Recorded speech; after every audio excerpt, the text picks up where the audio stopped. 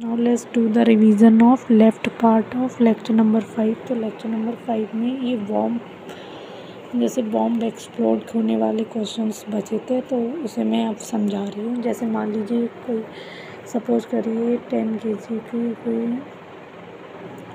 Body rest पर है 10 kg की बॉडी रेस्ट पे है और ये सडनली एक्सप्लोड हो जाती है 4 kg के पार्ट में और 6 kg के पार्ट में। तो जो 6 kg वाले पार्ट की है उसकी वेलोसिटी इधर है 10 मीटर पर सेकेंड। तो हमसे ये 4 वाली kg वाले की वेलोसिटी हमसे पूछी गई है। मान लीजिए मैंने ये पीछे की तरफ मान लिया, आप किधर भी मान सकते हैं। अगर जो साइन होना होगा वो आ जाएगा। अगर साइन पॉजिटिव आए तो मतलब आपने जिधर मानी वही डायरेक्शन है। अगर साइन नेगेटिव आए तो आपने जो डायरेक्शन मानी उसके अपोजिट है। फिर इस वाले क्वेश्चन में बॉम्ब बढ़ने वाले में यहाँ इसका सेंटर ऑफ मास पहले रेस्ट पे था बॉडी का, और कोई एक्सटर्नल फोर्स नहीं है, इंटरनल फोर्सेस की वजह से एक्सप्लोड हुआ। तो आप मोमेंटम कंजर्वेशन इसमें लगा सकते हैं, P इनिशियल बराबर P फाइनल। तो पहले 10 वाला, तो पहले सेंटर ऑफ मास रेस्ट पे था, पहले का मोमेंटम 0 था। बाद में 4 वाली 6 वाली के लिए 10 और इसे मैंने पीछे लेट किया तो +4 इंटू -v। तो 6 इंटू 10 इंटू -4v बराबर 0। तो 60 बराबर 4v। तो v बराबर 60/4 आ गया। 15 आ गया वेलोसिटी। तो इसका मतलब 4 kg वाले पार्ट की वेलोसिटी जो डायरेक्शन हमने मानी वही सही है और वो 15 मीटर पर सेकेंड आई है। और फिर इस क्वेश्चन में ये भी पूछा गया है काइनेटिक एनर्जी की फॉर्म में कितनी एनर्जी रिलीज़ हुई। देखिए इनिशियल काइनेटिक एनर्जी तो 0 है, फाइनल काइनेटिक एनर्जी कितनी रिलीज़ हुई। तो हम कर देंगे इस 4 kg के लिए 12m इंटू 15 का स्क्वायर, क्योंकि इसकी वेलोसिटी 15 आई थी। और इसके लिए 10 kg वाले के लिए 12 इंटू 6 kg वाले के लिए 12 इंटू 6 इंटू इसकी वेलोसिटी थी 10, तो 10 का स्क्वायर। इन दोनों को जब प्लस करेंगे तो हमारी आ जाएगी। तो यहाँ पर देखिए हम माइनस नहीं करेंगे, क्योंकि यहाँ पर माइनस नहीं करेंगे क्योंकि काइनेटिक एनर्जी पॉजिटिव होती है। तो इसलिए काइनेटिक एनर्जी जो रिलीज़ होगी काइनेटिक एनर्जी की फॉर्म में, तो इनिशियल तो वैसे ही 0 है, तो फाइनल कितनी रिलीज़ होगी। तो वो 12m v1 का स्क्वायर प्लस v2 का स्क्वायर 12m उससे कर देंगे।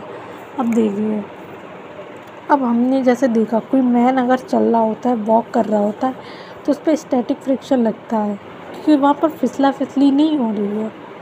मैन वॉक कर रहा है, स्टैटिक फ्रिक्शन लगता है, ये हमने देखा। अगर कोई मैन एक्सेलरेशन से आगे की तरफ है उस पर स्टैटिक फ्रिक्शन लगता है, ठीक है। उस केस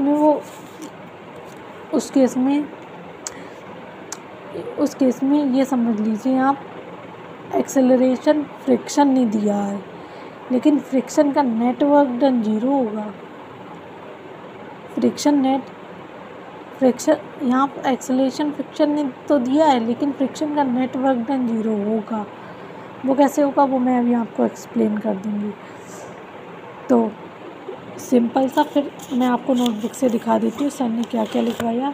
सर ने बॉम्ब फटने वाले मोमेंटम कंजर्व कर दिया, वेलोसिटी निकाली, एनर्जी रिलीज़ वो भी। फिर सर ने यही बता रहे थे कि मैन रेस्ट पे तो उस पर स्टैटिक फ्रिक्शन लगेगा, work done by all the forces change in kinetic energy के बराबर हो। सर ने ये लिखवाया था बॉम्ब फटने से पहले यहाँ सेंटर ऑफ मास रेस्ट पे है, क्योंकि नेट एक्सटर्नल फोर्स 0 है तो सेंटर ऑफ मास रेस्ट पे रहेगा। लेकिन अब सिस्टम के पास काइनेटिक एनर्जी आ गई है जो कि इंटरनल फोर्सेस की वजह से आई है। हमें ये कभी नहीं भूलना है कि वर्क एनर्जी थ्योरम में work done by all the forces लेते थे, मतलब अंदर वाली भी और बाहर वाली भी। हैंस इंटरनल फोर्सेस ने काम किया है, लेकिन इंटरनल फोर्सेस कभी भी एक्सेलरेशन नहीं देती, एक्सटर्नल फोर्सेस की वजह से एक्सेलरेशन आता है। तभी तो हम लिखते थे F net external into mass total of system into acceleration of centre of mass.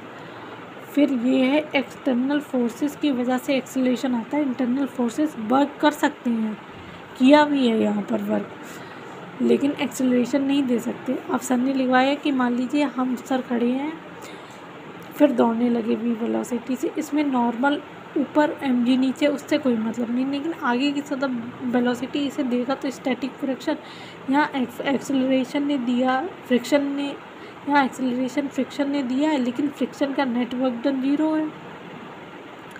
तो work done by gravity 0, work done by friction 0। लेकिन चेंज इन काइनेटिक एनर्जी फिर आ कहाँ से रही है? तो वो इंटरनल फोर्सेस ने कुछ वर्क किया है, ठीक है। तो यहाँ पर ये प्रूव भी होता है कि इंटरनल फोर्सेस भी वर्क कर सकती है, बट वो एक्सेलरेशन नहीं देती। फिर यही फिर से ये दूसरा क्वेश्चन करवाया, इसमें 10 kg का ब्लॉक रेस्ट पे है हॉरिजॉन्टल सरफेस पे, वो 3 पीसेस में टूट गया है, 2 kg, 3 kg और 5 kg। अब 2 kg वाले की वेलोसिटी इधर 20 दे रखी है और 10 वाले की इधर दे रखी है, क्वेश्चन में गिवन है। हमसे 5 kg वाले की वेलोसिटी पूछी है और एनर्जी रिलीज पूछी है। तो हम इसमें पहले मोमेंटम कंजर्व कर देंगे। तो अब हम कुछ नहीं सोचेंगे, बस वेक्टर की फॉर्म में हम इधर उधर